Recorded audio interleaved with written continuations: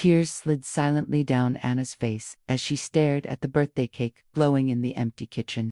60 candles flickering like broken promises, not a single call. Not one card, not even a text from the family she'd fought so desperately to stay alive. Just 3 years ago, when the doctors had given her months to live, her children had wept, promising they'd cherish every moment if only she'd survive.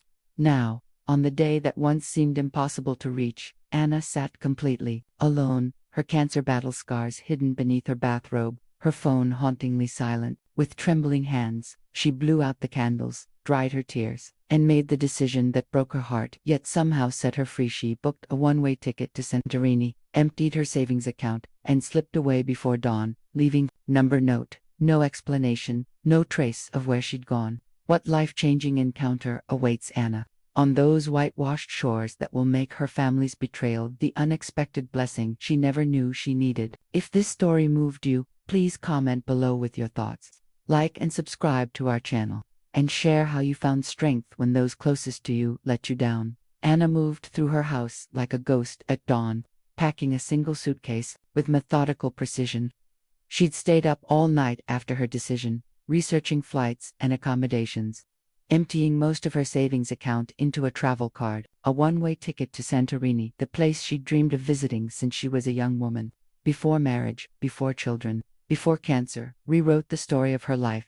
She paused at the hallway of family photos, her daughter's graduation, her son's wedding, the grandchildren she rarely saw despite living just across town. Her fingers traced the frame of a particular photo, all of them gathered around her hospital bed after her final chemotherapy session.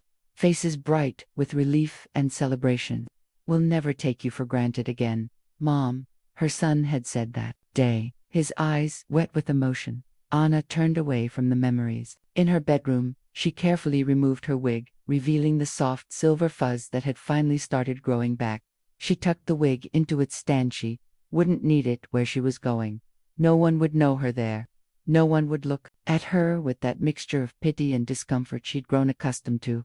In the kitchen, she wrote a check for next month's mortgage and utilities, leaving it on the counter next to her silent phone. Her fingers hovered over the device for a moment before she decisively powered it off. Let them worry, let them wonder, let them feel, for once, what it was like to reach out and find nothing but absence. But Mrs. Peterson from next door was watering her roses as Anna wheeled her suitcase to the waiting taxi. "Off somewhere nice, dear," the elderly woman called. "Just a little trip," Anna replied with a smile that felt foreign on her face. "Nothing special." The lie tasted sweet, like the birthday cake still sitting untouched on her kitchen table. 60 candles, 0 calls, 1 vanishing act. As the taxi pulled away, Anna didn't look back at the house where she'd raised her family, where she'd fought for her life, where she'd waited in vain for someone to remember she was worth celebrating. The weight of disappointment that had pressed on her chest all night suddenly lifted, replaced by something that felt dangerously like freedom. By the time her plane lifted off American soil, 3 hours later, Anna Morgan had effectively disappeared. No note, no forwarding address, no explanation.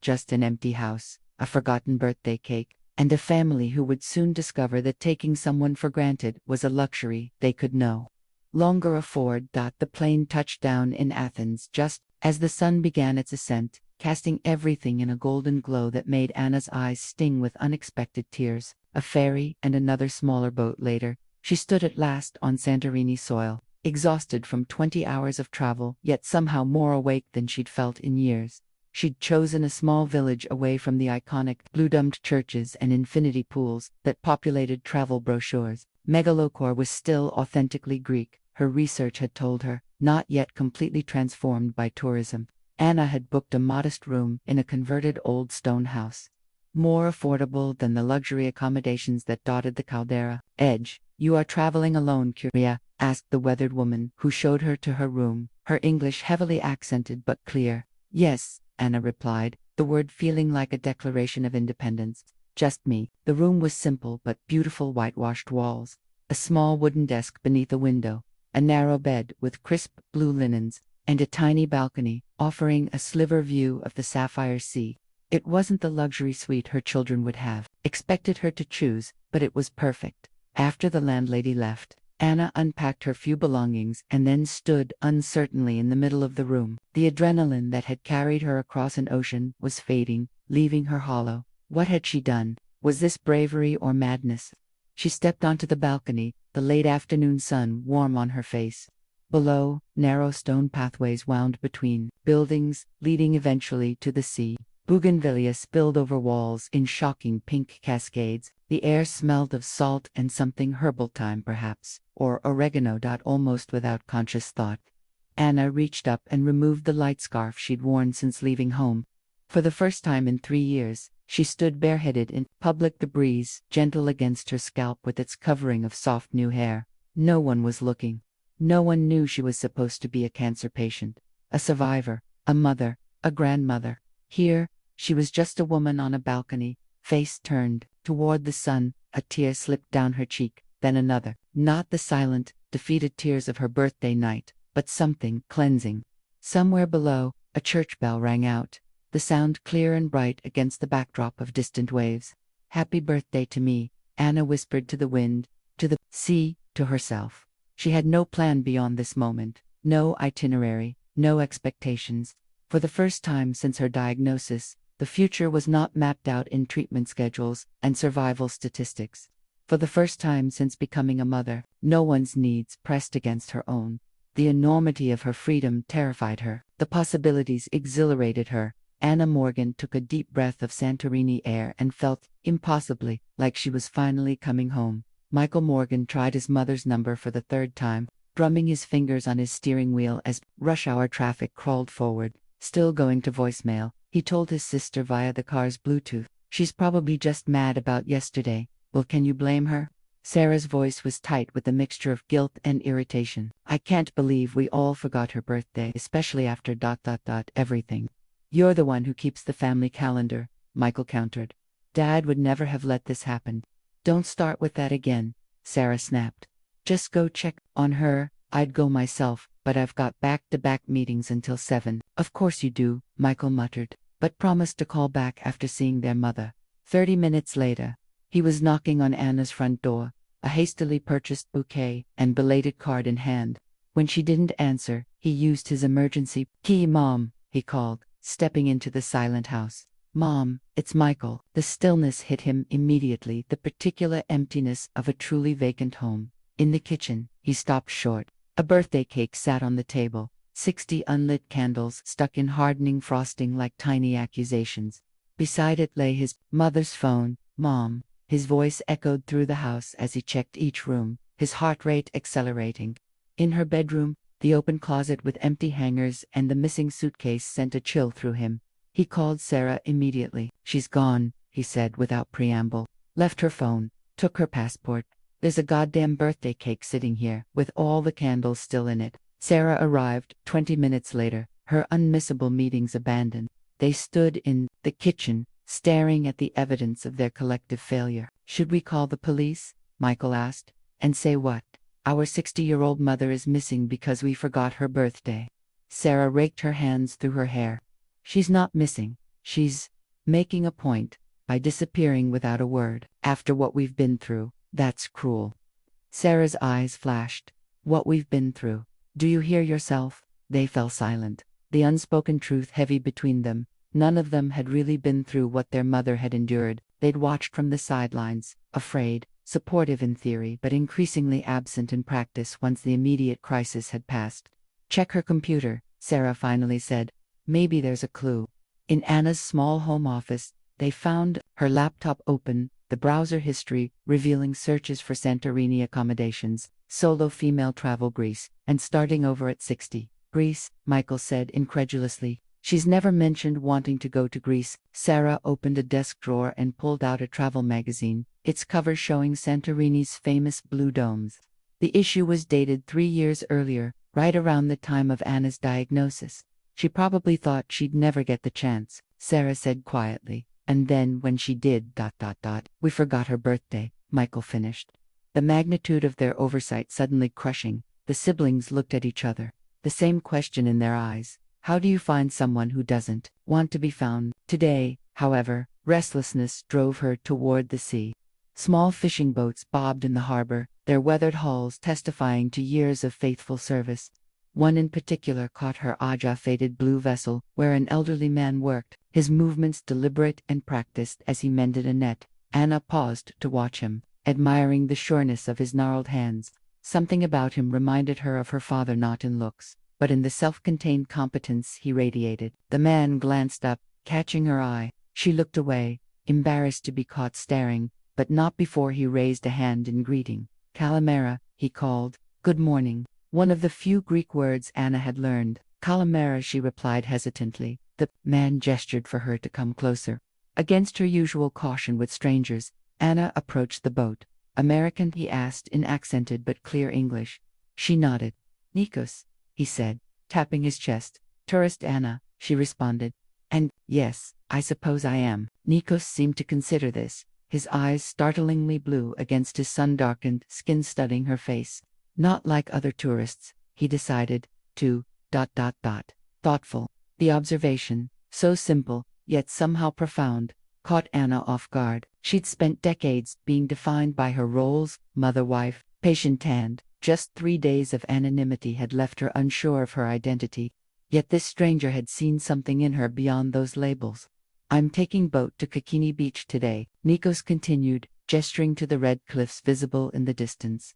"Not for tourists. This beach, special place. You come." Anna's instinct was to politely decline. She didn't know this man.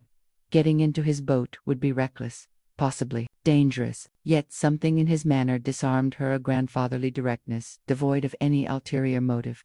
"Why would you take me?" she asked. Nikos shrugged. "You have eyes that know sorrow. The beach heals sorrow."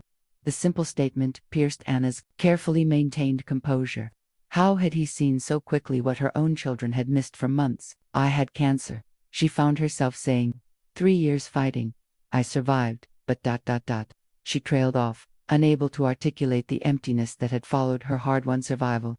Nikos nodded as if this confirmed something. "My Alina, she had cancer, too." The sea helped her forget pain. "Come." He extended a weathered hand.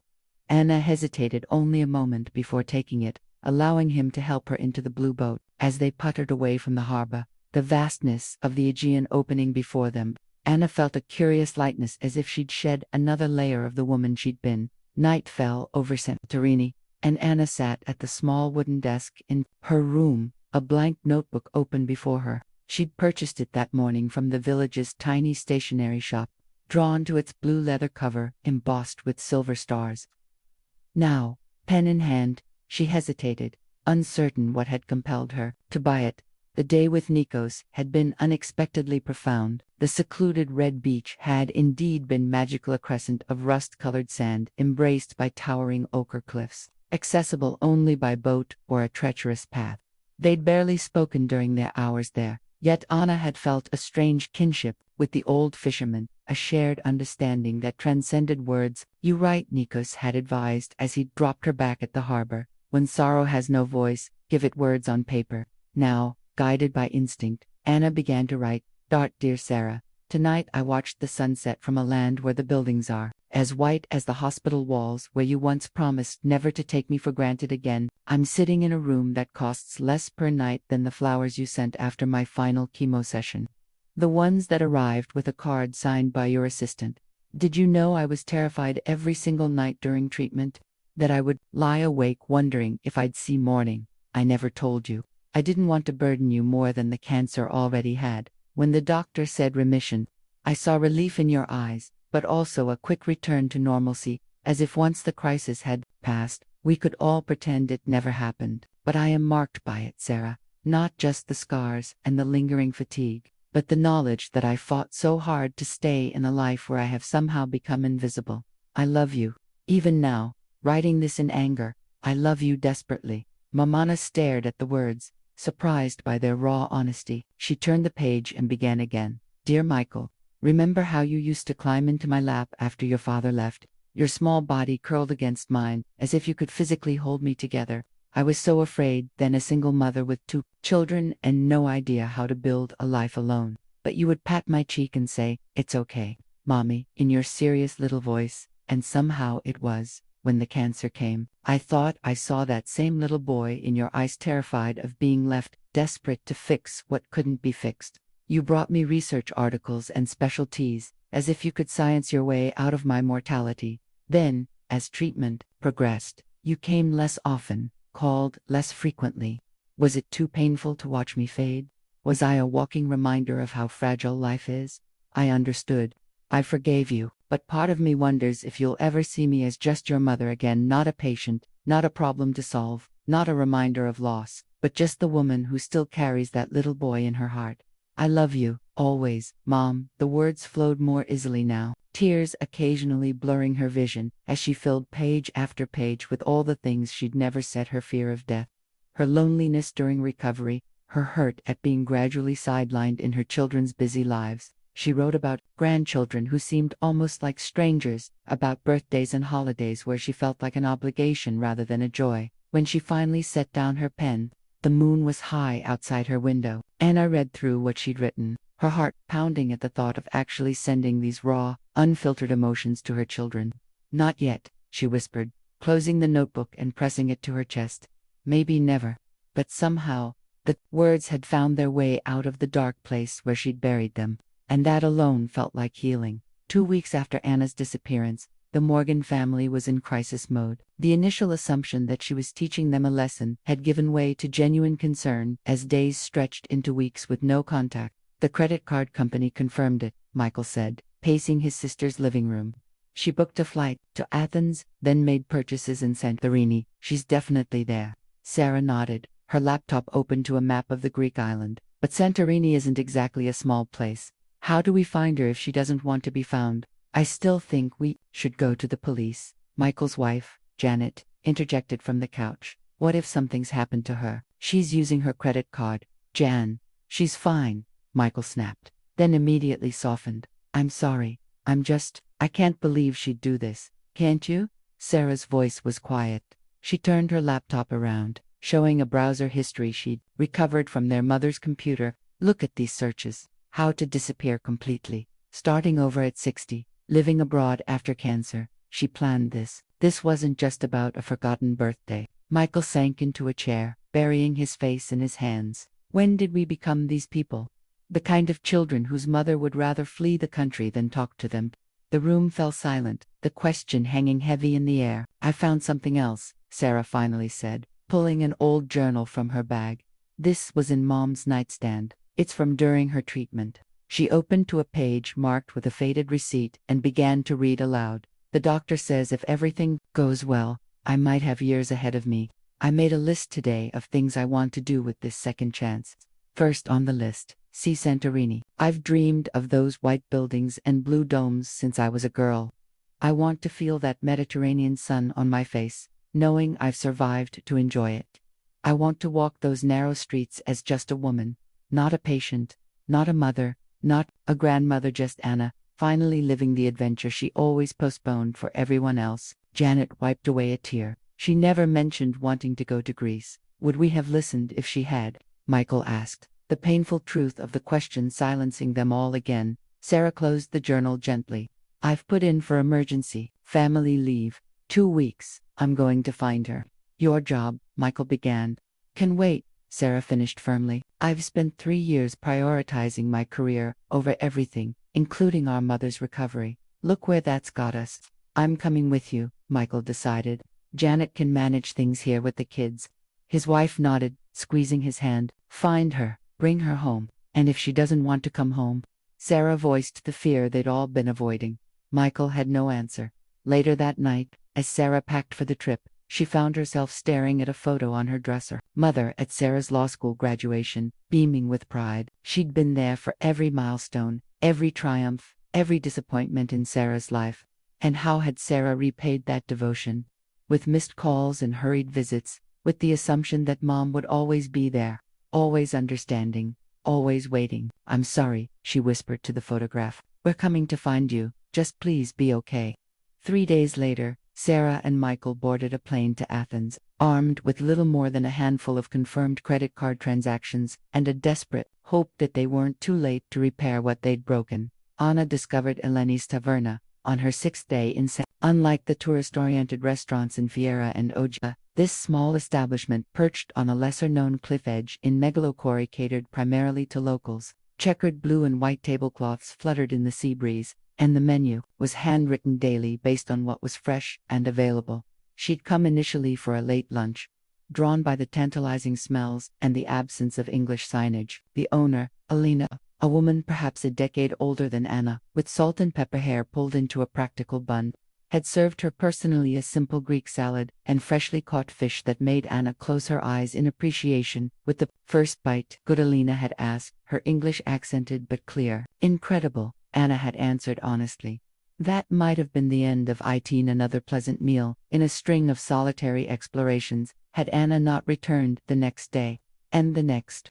By her third visit, Alina greeted her by name, and by the fifth, they were chatting like old acquaintances. It was during her second week on the island that everything changed. Anna arrived for her now customary lunch to find Alina looking harried, her usual composure fractured. My kitchen help, he'd not come today, she explained, wiping her brow as she set down Anna's water. His mother, she is sick, can I help? The offer surprised Anna as much as it seemed to surprise Alina. The older woman assessed her skeptically. You cook? Anna smiled. I raised 2 children as a single mother while working full-time. Yes, I cook. Alina hesitated only briefly before nodding decisively and gesturing for Anna to follow her into the small, immaculate kitchen. You wash hands, put on apron, I show you. For the next 3 hours, Anna chopped vegetables, stirred sauces, and followed Elena's rapid-fire instructions. The work was physically demanding more so than anything she'd done since before her illness, but exhilarating in its immediacy. No one here knew she was a cancer survivor. No one treated her like she might break. Her body, which had endured so much, was simply a tool again, capable and strong. When the lunch rush finally ended, Alina poured them each a small glass of ouzo and sat heavily at a kitchen stool. You work hard, she observed, studying Anna with newfound respect. Not like tourist, Anna smiled, flexing her fingers, which were already showing the beginnings of calluses. Thank you. My Nikos, he tell me about you. Alina continued, sipping her ouzo. You had cancer, like me. Anna's surprise must have shown on her face, because Alina pulled down the neck of her blouse slightly, revealing a surgical scar similar to Anna's own breast. Anna asked softly. Alina nodded. 8 years now, no return. 3 years for me, Anna offered. So far, so good. They sat in companionable silence, the shared experience creating a bond words couldn't easily forge. You need job, Alina finally asked. Christos my helper, his mother very sick, maybe long time he'd gone. Anna blinked, caught off guard by the offer. I don't know how long I'm staying. Alina shrugged. You stay until you not stay. Meanwhile, you work, I pay. Good arrangement. No. The simplicity of it was appealing. No long-term commitments, no complicated explanations, just honest work and fair compensation. Anna found herself nodding. Good, Alina said with finality, as if the matter was settled. You start tomorrow, 9 o'clock. And just like that, Anna Morgan, former administrative assistant, suburban mother of 2, recent cancer survivor, became a kitchen helper at a cliffside taverna on a Greek island. That night, as she walked back to her room, her hands smelling of garlic and oregano, her back pleasantly tired from honest work, Anna felt a lightness she hadn't experienced in years. She'd come to Santorini seeking escape, but perhaps she was finding something far more valuable, herself. The Santorini sunset transformed Eleni's taverna into a magical tableau of golden light and long shadows. The modest restaurant had become increasingly popular as May turned to June, with more tourists discovering its authentic food and breathtaking views. Alina had taken 2 seating guests on the expanded terrace, where the evening light created the perfect backdrop for vacation. Photos. Anna had fallen into a comfortable routine over the past 3 weeks. Her mornings began early, helping Alina prepare for lunch service. Afternoons were busy with customers, and evenings wound down with cleanup and preparation for the next day.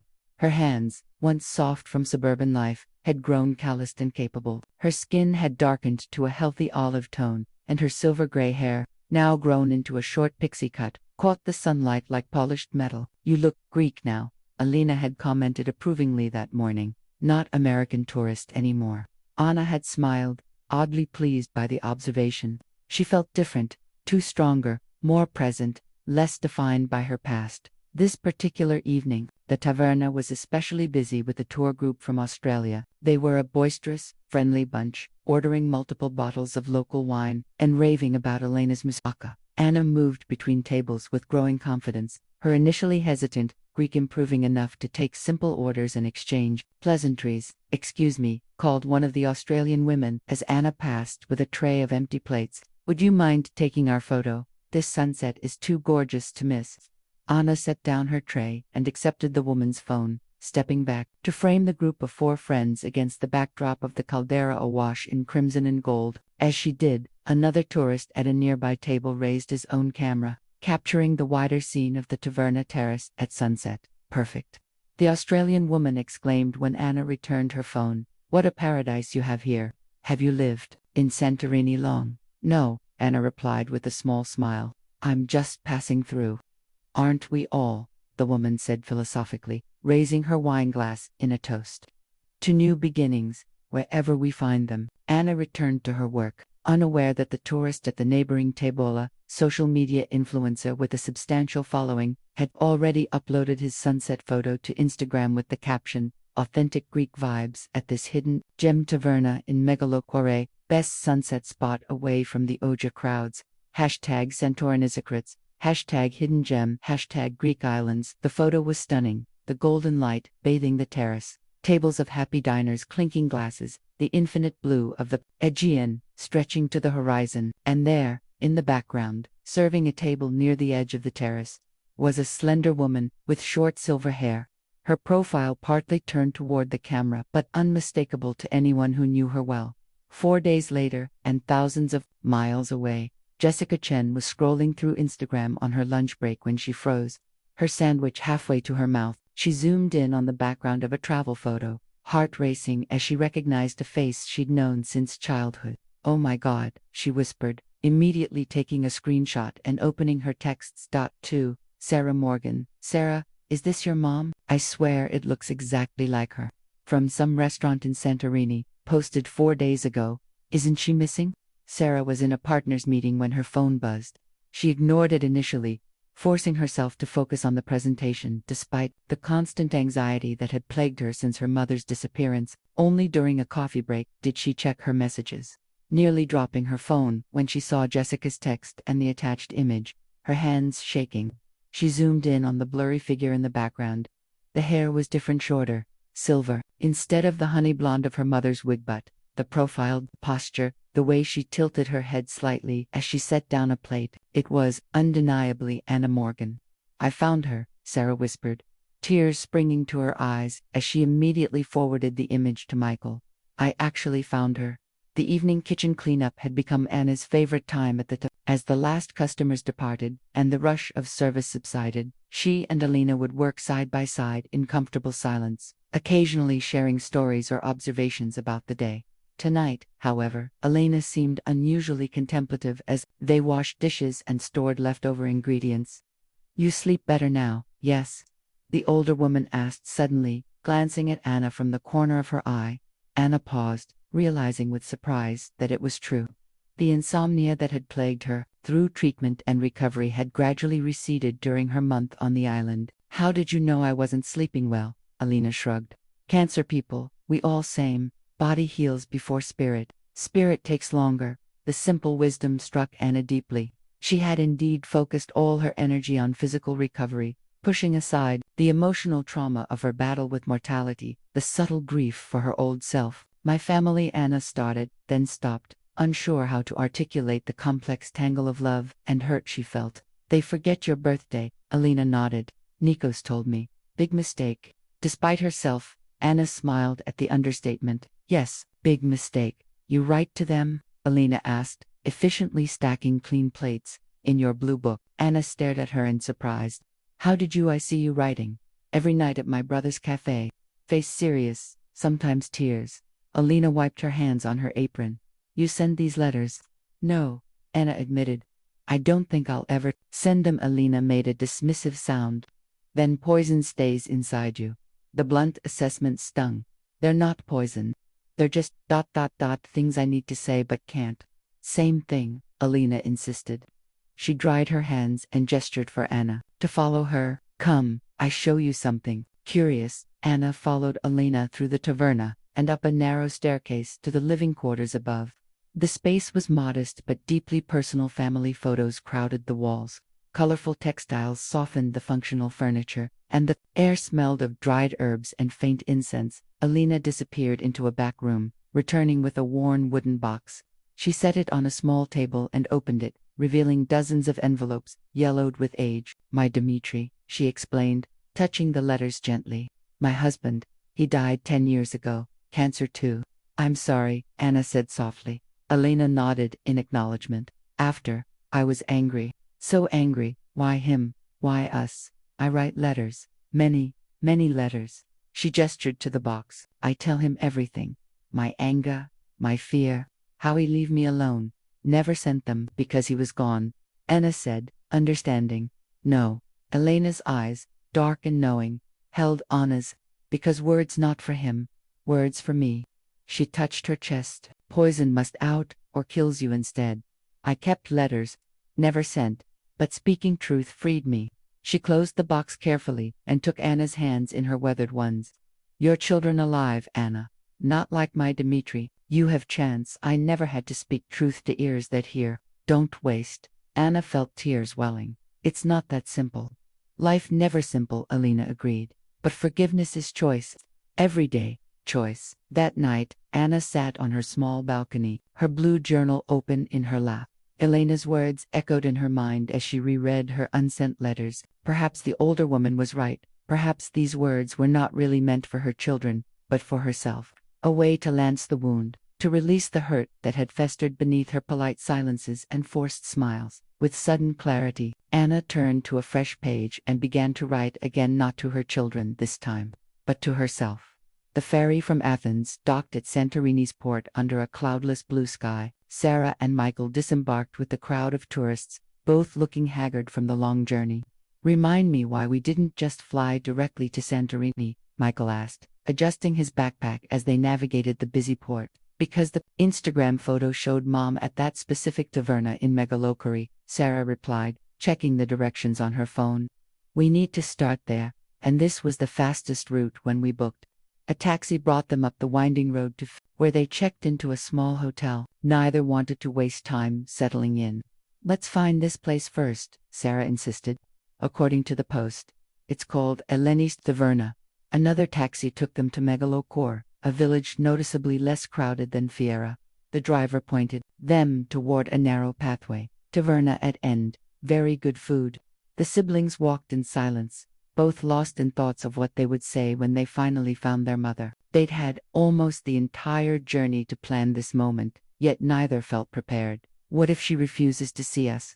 Michael voiced the fear that had been growing since they'd spotted her in the photo. Sarah had no answer. Their mother had never been the type to hold grudges, but then again, she'd never disappeared to another continent before either. Eleni's Taverna appeared before them. A modest establishment with a spectacular view. Despite the early hour, several tables were already occupied with tourists enjoying late breakfasts. The siblings paused at the entrance, scanning the terrace for their mother. She's not here, Michael said after a moment, disappointment evident in his voice. Let's ask inside, Sarah suggested, leading the way to the small counter where a young man was arranging glasses. Excuse me, Sarah began. We're looking for a woman who works here. American, in her 60s, short silver hair. The young man shook his head. You must ask Elena, the owner. He gestured toward the kitchen. I get her. A few moments later, a sturdy older woman emerged, wiping her hands on her apron. She assessed the siblings with sharp, knowing eyes. You look for someone? She asked in accented English. Sarah pulled up the Instagram photo on her phone. This woman, in the background. We think she works here. She's our mother. Elena studied the photo, her expression unreadable. Then she looked up, her gaze moving between Sarah and Michael, as if memorizing their features. Many tourists come take pictures, she said finally. I not know all faces. Sarah felt her heart sink. Are you sure? She would have been working here for a few weeks. Her name is Anna Morgan. Something flickered across Elena's face, recognition, perhaps, or caution. No Anna Morgan here. Sorry. Michael stepped forward. Please, She's our mother. She disappeared from home over a month ago. We're very worried about her. Elena's expression softened slightly, but she shook her head again. I cannot help. Bet you hungry you come long way. Sit, eat. She gestured to an empty table. Best view in Santorini. Defeated, the siblings allowed themselves to be seated. They ordered mechanically from the menu. Alina handed them, both lost in thought. She's lying, Sarah whispered once Alina had returned to the kitchen. Did you see her face when I mentioned Mom's name? Michael nodded slowly. But why would she cover for her? Maybe Mom told her about us, about what happened. The thought sat heavily between them as they waited for their food. When it arrived, carried by Elena herself, they ate in distracted silence. The stunning view before them barely registered. What neither of them knew was that Anna was indeed in the working in the kitchen just meters away, and Alina, who had recognized Anna's children immediately from her descriptions, had made a split-second decision to protect the peace of the woman who had become like family to her. They look sad, your children, Alina had whispered to Anna, in the kitchen, but they come for you. This means something. No. Anna froze at Elena's words, her hands stilling on the tomato she'd been slicing. My children, here. Elena nodded solemnly. The girl with tired eyes, the boy with your chin. They show me photo. Ask for you. A rush of emotions flooded on a surprise, anxiety, and underneath it all, a reluctant warmth that they had actually come looking for her. After a month of silence, she'd begun to wonder if they'd even noticed her absence in their busy lives. What did you tell them? She asked, her voice barely audible over the kitchen sounds. That no Anna Morgan work here, Alina replied unapologetically. Is your choice to see them, not mine to decide. Anna set down her knife, suddenly lightheaded. They were here just meters away sitting at one of her tables. What would she say? What could possibly bridge the chasm that had grown between them? I need a moment, she whispered, moving toward the back door that led to the small herb garden. Alina maintained. Alina caught her arm gently. You run away once already, Anna. Maybe enough running. The words landed like a physical blow. Had she been running? She'd told herself this was about finding independence, about healing, about reclaiming her identity beyond cancer and motherhood. But Elena's gentle accusation carried truth she couldn't deny. I'll take them their dessert, Anna decided suddenly, her heart pounding. They ordered dessert. Elena nodded. Baklava and yogurt with honey. I'll do it. Anna squared her shoulders, removing her kitchen apron and smoothing down her simple cotton dress. If they recognize me, then we'll talk. Alina smiled approvingly, quickly preparing the dessert plates. Anna took them with trembling hands and pushed through the swinging kitchen door. The bright sunlight momentarily blinded her as she stepped onto the terrace. She blinked, orienting herself toward the table where her children sat, their backs to the sea view, as they spoke in low, intense voices. Anna approached slowly, studying them as if they were strangers. Sarah looked exhausted, dark circles shadowing her eyes, her usually immaculate appearance rumpled from travel. Michael's face was drawn, worry etched in lines that hadn't been there a month ago. They'd been genuinely concerned, she realized, with a mix of guilt and vindication. She set the dessert plates down carefully, neither child looking up immediately, both lost in their troubled conversation. Your baklava and yogurt, Anna said softly. Anything else I can get you? Sarah glanced up automatically, a polite dismissal already forming on her lips and then froze, recognition widening her eyes. Mom, she whispered, disbelief and hope warring in her voice. Michael's head snapped up, his expression transforming from confusion to shock. Mom. For one suspended moment, no one moved. Then the plate Anna was still holding slipped from her suddenly nerveless fingers, crashing to the floor in a spectacular shatter of ceramic and honey. The sound broke the spell. Sarah half rose from her seat, reaching toward Anna as if afraid she might disappear again.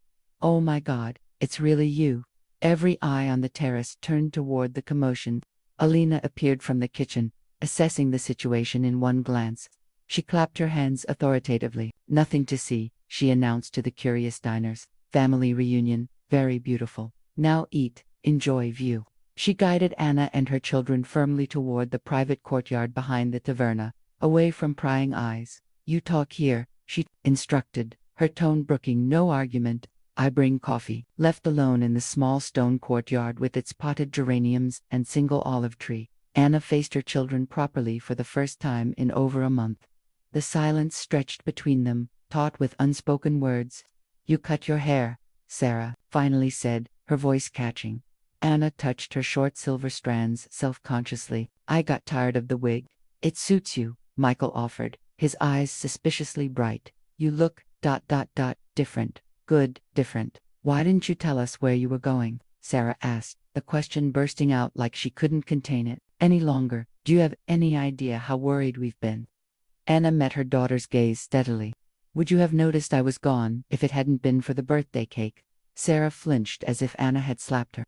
Michael looked down, shame coloring his features.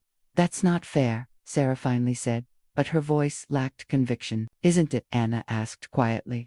"When was the last time either of you called me without being prompted? Or visited without it feeling like an obligation?" Alina appeared with a tray of coffee and disappeared just as quickly. Her discretion, a silent support for which Anna was grateful. "We've been busy," Michael began, then stopped himself. "No, that's not good enough, is it?" Anna shook her head slowly. "3 years ago, you both made promises. In that hospital room, when we thought I might not make it, do you remember what you said?" The siblings exchanged pained glances. "We said we'd never take you for granted again," Sarah admitted, her voice small. "And I believed you," Anna said. "I fought so hard, endured so much pain, because I believed I was fighting for more time with my family. And then I got that time, and you both just went back to your lives." The raw honesty hung in the air between them. For a moment, no one spoke. "Mom, I want to show you something," Sarah finally said, reaching for her bag. She withdrew a familiar blue notebook. "We found this in your room. We didn't read it, but should we have?" Anna stared at her journal, a strange calm settling over her. Perhaps this was always how it was meant to happen. "Yes," she said simply. "You should read it now." She watched as her children opened the journal, their heads bent together as they read her unfiltered thoughts, her pain, her loneliness, her fear, all the things she'd never said aloud. Michael was the first to break, a choked sound escaping him as he turned a page. "Mom, I had no idea." "How could you?" Anna asked, not unkindly. "I never told you." "But you shouldn't have had to tell us," Sarah protested, tears streaming freely down her face. "We should have seen it." Anna sipped her coffee, allowing them time to absorb her words. There was something profoundly liberating about having her inner thoughts finally exposed. The burden of silently carrying them suddenly lifted. "I was so afraid during treatment," she admitted, "not just of dying, but of being a burden. I tried so hard to be the good patient, positive, uncomplaining, grateful. I didn't want to worry you more than you already were." "So you suffered alone," Michael said, his voice thick. "And then when you got better, you both retreated." Anna finished. "Your fear ebbed, your lives reclaimed you, and I was left trying to figure out who I was supposed to be now. Not quite the mother you'd always known, not quite the patient you'd rallied around, just invisible." Sarah set the journal down, her hands trembling. "The worst part is, you're right. Once the crisis passed, I threw myself back into work. It was easier than facing how terrified I'd been of losing you." "I did the same thing," Michael confessed. "Every time I looked at you, I saw how close we'd come to. I couldn't bear it, so I just distanced myself." He looked up, his eyes red. "God, Mom, that's so selfish." "We're all selfish sometimes," Anna said gently. "That's not the problem. The problem is that we stopped talking to each other about the hard things." Alina reappeared briefly, wordlessly refilling their cups before vanishing again. "Is that why you came here?" Sarah asked. "To punish us?" Anna considered the question carefully. "No. I came because I needed to remember who I was beyond being your mother, beyond being a cancer survivor. I needed to know I could still have adventures, still surprise myself." She gestured around the courtyard. "I never expected to find this work that satisfies me. Friends who see me clearly, a place that feels like it was waiting for me. Are you coming home?" Michael asked, the fear evident in his voice. Anna met his gaze steadily. "I don't know yet, but I do know I can't go back to how things were before." The truth settled between them, painful but cleansing, like antiseptic on a wound too long ignored. "Stay," Anna said, as they prepared to leave the courtyard. 3 days. Let me show you my life here. Then we'll decide what comes next." Sarah and Michael exchanged glances before nodding in agreement. There was relief in the simple plan. way forward without immediate demands or expectations. Elena, ever practical, helped arrange a room for them at the same small pension where Anna stayed. Family should be close, she declared, brooking no argument. The next morning dawned clear and brilliant. Anna met her children for breakfast on her tiny balcony, the awkwardness of their reunions softened by night's rest and mutual determination. I work until 4, she told them. Elena says you can help if you want, or explore the village. To her surprise, they both opted to join her at the taverna. Sarah, who hadn't cooked a proper meal in years, found herself assigned to vegetable preparation. Michael, always handier, was put to work fixing a wobbly table and a stubborn shutter. Elena watched them with shrewd assessment. They try, she murmured to Anna as they worked side by side. This is good beginning. By afternoon, the initial stiffness had given way to something almost like their old rhythm. Anna caught Sarah watching her as she confidently directed a delivery. Man, in her limited Greek, saw the surprise and respect in her daughter's eyes. You've changed, Sarah said later, as they closed the taverna. You seem, stronger. Cancer takes things from you, Anna replied. But if you're lucky, it gives something, too, perspective, courage. I just needed space to find those gifts. The second day, Anna introduced them to Nikas. The old fisherman sized up her children with the same directness he'd shown Anna on their first meeting. You hurt your mother, he said simply. But you come find her. This shows good heart. Michael flushed, but didn't argue. We're trying to make it right. Nikos nodded approvingly. Then, come I show you special place. His weathered blue boat carried them to the red beach where Anna had first begun to heal. As Michael helped the old man secure the boat, Nikos spoke quietly. Your mother, she is famous here now. Anna, the brave. People call her Anna the Brave, Sarah repeated, glancing at her mother who was wading in the shallows, face tilted toward the sun. Woman who fight cancer, then cross ocean alone to find herself. Nikos shrugged as if the nickname were obvious. Very brave. That evening, as they walked the narrow village streets after dinner, locals called greetings to Anna, Kalispera, Anna Ella, have coffee tomorrow. Each interaction revealed another facet of the life she'd built in just 1 month. Connected, known. They love you here, Michael observed, a note of wonder in his voice. They see me, Anna corrected gently. There's a difference. On the third day, Anna didn't work. Instead, she took her children on a tour of her favorite places, the tiny bookstore with a multilingual owner, the old church with its bell tower, the cliff edge where she often watched sunsets. They listened as she shared small stories of her discoveries, each one a piece of the woman she was becoming. As evening approached, Anna sensed her children's growing anxiety. The deadline they'd set loomed, the question of her return hanging unspoken between them. Let's watch the sunset, she suggested, leading them to a quiet spot away from tourist crowds. Then we'll talk about tomorrow. The three sat in silence as the sky transformed, painting the white buildings gold, then pink, then deepening blue. Anna studied her children's profiles against the spectacular backdrop and felt a surge of love so powerful it brought tears to her eyes. Whatever came next, these 3 days had changed something fundamental between them, not erasing the hurt, but beginning to heal it slowly, honestly, one shared moment at a time. On the morning of their 4th day in Santorini, Anna woke to a message from Elena. Come Tavana, 2 p.m. special order. Everything okay? Sarah asked when Anna showed them the text over breakfast. Probably just a large party booking, Anna replied. Elena sometimes needs extra hands. They spent the morning walking the famous path from Fyra to Oya, the spectacular views, a backdrop to easier conversation than they'd managed in years. When Anna checked her watch and suggested they head back for Elena's special order, her children exchanged a glance she couldn't quite interpret. Let's get cleaned up first, Sarah suggested. Meet you there, Anna agreed, thinking nothing of it as they parted ways at the pension. She changed into a fresh dress, applied a touch of the local olive oil moisturizer she'd grown to love, and headed to the taverna slightly early. The front door was unusually closed, a small private event sign hanging from the knob. Puzzled, Anna walked around to the service entrance, calling out as she entered the kitchen. Elena, you needed help. With the words died on her lips as she took in the transformed space. Fairy lights twinkled across the ceiling. Blue and white, streamers the colors of Greece and Elena's taverna hung in graceful arcs.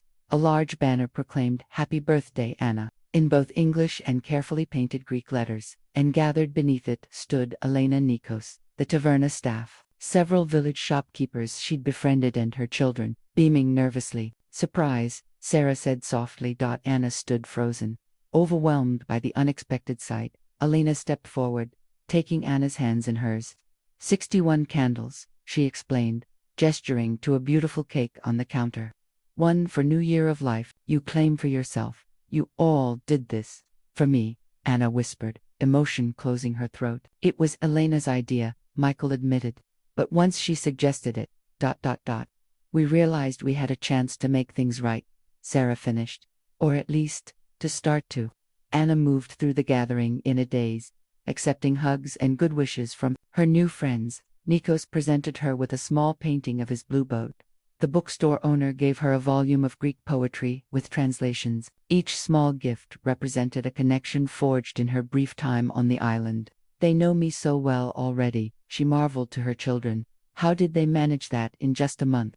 Because they listened, Michael said quietly. Something we're trying to learn. The afternoon unfolded in a blur of music, food, and laughter. Elena had prepared all of Anna's favorite Greek dishes. Sarah and Michael had somehow arranged for photos from Anna's life to be displayed, childhood images. Her wedding day, holding her babies, family vacations interspersed with new photos taken on the island. As the golden hour approached, Elena brought out the cake ablaze with 61 candles. Make wish, she instructed Anna. Good one. Anna looked around the circle of faces, her children watching hopefully, her new friends smiling encouragement. Closed her eyes. What do you wish for when life has already given you a second chance? She blew out the candles in one breath, surprising herself. What did you wish for? Michael asked as everyone applauded. Anna smiled. If I tell you, it won't come true. Later, as the party wound down and guests began to depart, Sarah approached with a small package. This isn't much, she said hesitantly. But we wanted you to have something meaningful. Inside the simple wrapping, Anna found a beautiful leather-bound journal. For the next chapter, Sarah explained. Whatever you decide, that is. Anna traced the cover, understanding the gift's significance. Not a demand that she return, not an expectation that everything would go back to normal, but an acknowledgement that her story was still being written and they wanted to remain part of it, however it unfolded. Thank you, she said simply, embracing her daughter. For the first time since her cancer diagnosis, Anna felt truly celebrated, not for surviving, not for being needed, but simply for being herself. It was, she thought, as she looked around the taverna, at her old life and new life miraculously intertwined. The best birthday she'd ever had. The morning after the birthday celebration, Anna and her children sat at a small cafe near the pension. The inevitable conversation no longer avoidable. Their flight back to the States was scheduled for the following day, and the unspoken question hung between them. Would Anna be on it? We've booked you a seat, Sarah said carefully, stirring her coffee. Just in case, no pressure. Anna nodded, appreciating the gesture, while recognizing its inherent expectation. I've been thinking about this a lot, she began. What going back would mean, what staying would mean. Michael leaned forward. Whatever you decide, Mom, we'll support you. I mean that. Anna studied her son's face, seeing the sincerity there that had been missing during her recovery. Even if I decide to stay, Sarah's spoon clattered against her cup. You mean, permanently? No, Anna said after a moment's consideration. Not permanently, but I'm not ready to leave yet either. She watched her words land, saw her children processing what this meant. This place, Anna continued, gesturing to encompass the village beyond the cafe, has given me something I didn't even know I needed. Independence, purpose, a chance to discover who I am beyond being your mother or a cancer survivor. We understand that, Sarah said, though her expression suggested she was still struggling to fully accept it. Do you? Anna asked gently. Because I'm not sure I understood it myself until I came here. All my life, I've defined myself by my relationships to others' daughter, wife, mother. Then cancer came, and suddenly I was just a patient, fighting for survival. She took a sip of her coffee, organizing her thoughts. When I went into remission, everyone expected me to be grateful just to be alive, and I was. But I also felt lost. Who was I supposed to be now? The old me didn't quite fit anymore. but no one seemed to notice I was struggling to find a new way forward. Michael's eyes glistened. We should have seen it. Maybe, Anna acknowledged. But I should have said something to. That's on me. The truth settled between them, not a blame to be assigned, but a collective failure to communicate. So what happens now? Sarah asked, her practical nature asserting itself. Anna took a deep breath. I'm staying for now. I've promised Alina I'll work through the summer season. She needs the help, and I need this time. She reached across the table, taking her children's hands in hers. But this isn't goodbye. It's just ... a pause. A chance for me to finish becoming whoever I'm meant to be next, and a chance for all of us to learn how to be family in a new way. When will you come home? The vulnerability in Michael's question made him sound momentarily like the little boy he'd once been. Christmas, Anna decided firmly. I'll come home for Christmas, and we'll have regular video calls until then. Real ones, not the 5-minute check-ins we were doing before. Sarah nodded, blinking back tears. And after Christmas, Anna smiled. We'll figure that out together. Maybe I'll split my time winters at home. Summers here. Maybe you'll both visit again. Maybe ... She gestured expansively. Life is full of possibilities now. That's what I'm trying to embrace. The tension that had underscored their reunion gradually dissipated, replaced by a fragile hope. They spent the rest of the day making concrete plans, setting up Anna's phone for international use, scheduling regular call times, discussing holiday arrangements. As evening fell, they walked to the cliffside to watch their last sunset together. The spectacular colors spread across the sky seemed a fitting backdrop to the bittersweet moment. I'm proud of you, Mom, Sarah said suddenly. It took a lot of courage to do this. Anna, the brave, Michael added, with a small smile, referencing Nikos's nickname. Anna looked at her children, these adults she'd raised who were finally seeing her as her own person, and felt a profound sense of peace settle over her. We're going to be okay, she said. It wasn't a question anymore.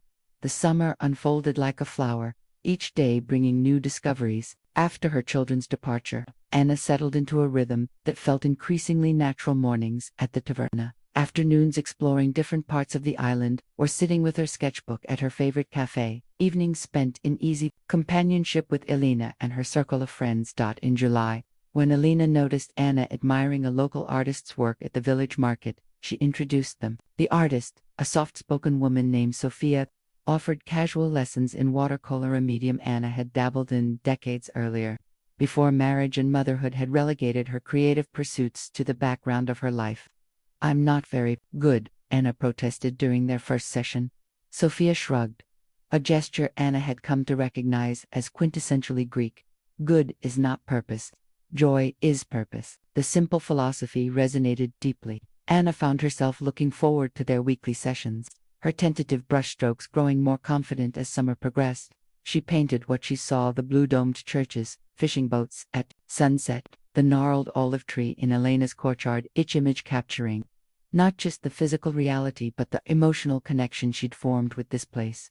Her weekly video calls with her children evolved to the initial awkwardness gave way to genuine conversation. Sarah shared challenges at work, seeking Anna's advice rather than merely reporting developments. Michael sent photos of his children and actually listened when Anna suggested activities they might enjoy. You seem different, Sarah observed during an August call. More ... I don't know. Vibrant. Anna touched her hair, now a silver pixie cut that caught the Mediterranean light. I feel different, lighter somehow. Your hair's growing in nicely, Michael commented during another call. And you've got a tan. Anna laughed. The wig is officially retired. And yes, apparently Greek sunshine agrees with me. As September arrived and tourist season began to wane, Anna made a startling realization. Her body, which had betrayed her so profoundly during her illness, had become strong again. The daily work at the taverna, the long walks exploring the island, the swimming Nikos had encouraged all, had transformed her physically in ways hospital-prescribed exercise never had. One evening in early October, as Anna helped Alina close the taverna for the night, the older woman studied her appraisingly. You ready for home soon, I think, she said. Not because you unhappy here. Because you strong enough now for anywhere. Anna considered this. I'm not the same person who arrived here. Alina nodded approvingly. This is point of journey. No, not to find new place, but to find new self. The wisdom of it struck Anna deeply. She'd come to Santorini as an escape, but somewhere along the way, it had become a path forward instead. In November, as she prepared for her promised Christmas visit home, Anna realized another change. She was genuinely excited to see her family again, not anxious, not obligated, but looking forward to reconnecting as this new, more authentic version of herself. She packed carefully gifts for everyone, of course, but also her sketchbooks, her watercolors, her new recipes, the physical manifestations of the woman she'd become. On her last night before departure, Anna sat on her balcony under a canopy of stars, writing in the journal her children had given her. 6 months of entries chronicled her transformation from the raw pain of her arrival to the peaceful assurance she felt now. "I came here broken," she wrote, "not by cancer, which my body survived, but by the expectation that survival alone should be enough. I'm leaving whole not because this place magically fixed me, but because it gave me space to fix myself." She closed the journal, gazing out at the moonlit silhouette of the caldera. Santorini had given her a precious gift, the courage to rebuild her life on her own terms. Now it was time to share that gift with the people she loved most. Tomorrow, Anna Morgan would board a plane for home, carrying with her not just souvenirs, but a self rediscovered. Snow dusted the suburban landscape as the taxi pulled up to Anna's house. She paid the driver and stood for a moment, suitcase beside her, taking in the familiar sight made new by absence. Christmas lights adorned the roofline, Michael's handiwork. She guessed, and a wreath hung on the front door. Before she could reach for her key, the door flew open. Sarah stood there, her professional Polish momentarily abandoned as she rushed forward. "You're here," she exclaimed, embracing Anna tightly. "Right on schedule," Anna smiled, returning the hug with equal warmth. Inside, the house had been transformed. A Christmas tree sparkled in the corner of the living room. Garlands draped the staircase. Delicious smells wafted from the kitchen. "We wanted everything to be perfect," Sarah explained, taking Anna's coat. Michael appeared from the kitchen, dish towel in hand, his face lighting up at the sight of her. Mom, behind him, followed his wife Janet, and their children, suddenly shy before this grandmother who looked different from the one they remembered. "Come here, you two," Anna beckoned to her grandchildren. "I've brought presents from Greece." The ice broken, the house filled with chatter and laughter. Anna distributed her carefully chosen gifts, handcrafted worry beads for Michael, a delicate silver evil eye pendant for Sarah, local olive oil and honey for Janet. Small treasures for the children. As they prepared to sit down for dinner, Anna noticed subtle changes in her family. Sarah, typically glued to her phone, had placed it face down and out of reach. Michael, usually rushing through family gatherings, moved at a more measured pace. The children had hand-drawn place cards for everyone, including a special one for Yaya Anna, grandmother in Greek. "The kids have been learning Greek phrases," Janet explained, catching Anna's surprised look. "They want to be ready for next summer." "Next summer?" Anna questioned. Michael nodded. "We thought maybe we could visit you in Santorini, if that's okay." The simple requests, so respectful of her new boundaries, so different from the expectations that had once defined their relationship, moved Anna deeply. Over dinner, they shared stories on his adventures on the island, Michael's new project. At work, Sarah's surprising decision to scale back her hours at the firm. "I realized some things aren't worth sacrificing," Sarah explained. "It took your disappearing act to make me reevaluate my priorities." Speaking of which, Michael added, "I've been volunteering at the Cancer Support Center, leading a group, 4 families of survivors." Anna looked at him in surprise. "Really?" He nodded, somewhat embarrassed. "After reading your journal, I realized how much I never understood about what you went through, what other families might be going through." As they moved to the living room for dessert, Anna noticed a small gallery of framed photos on the wall, new additions since her departure. Among family photos were several prints of Santorini, and in the center, a candid shot of Anna at Elena's taverna, laughing with Nikos, her face alight with joy. Double quotes. "Where did you get that?" she asked, touching the frame gently. "Elena sent it," Sarah admitted. "We've been emailing. She's kind of amazing." "Yes, she is," Anna agreed, marveling at the unlikely connection between her Greek mentor and her American daughter. Later, as the evening wound down and the grandchildren were put to bed, Anna found herself alone with her children in the quiet living room, the Christmas tree lights casting a warm glow. "I have something to tell you both," she said, her decision made. I've been thinking about what comes next. They waited, attentive in a way they hadn't been before her departure. I'm keeping my house here, Anna began. But I've also arranged to rent the room in Megalocore year-round. Elena's offered me steady work for as long as I want it. So you're splitting your time? Sarah said, understanding immediately. Anna nodded. Winter's here, summer's there. The best of both worlds. And we'll visit, Michael added. Both places. I'd like that. Anna smiled. And there's one more thing. She reached into her bag and pulled out a small envelope. For next summer. Inside were 3 round-trip tickets to Santorini, dated for the first week of July. My birthday gift to you, she explained, and to myself. I want to show you more of my island. And she hesitated. I want you to be there for my 62nd birthday. Elena's already planning the party. Sarah's eyes filled with tears. We wouldn't miss it for the world. As they embraced, Anna felt the circle completing itself, not returning to what was, but creating something new and stronger from the broken pieces of the past. Later that night, in her own bed for the first time in 7 months, Anna opened her journal one last time. Today I came home, she wrote. But the truth is, I've been finding my way home to myself all along. Sometimes the longest journey takes us right back where we started. Except we arrive as someone new. Seeing with fresh eyes what was there all along, she closed the journal and placed it on her nightstand beside a small blue glass Oribita gift from Nikos before her departure. For safe journey, he'd said, but you not need it, you already brave. Anna smiled at the memory, feeling the truth of it settle in her bones. Whatever came next divided between 2 continents. Balanced between her past and her future, she would face it with the quiet courage she'd discovered on a sun-drenched island where she'd gone to disappear, and instead had finally, truly been found.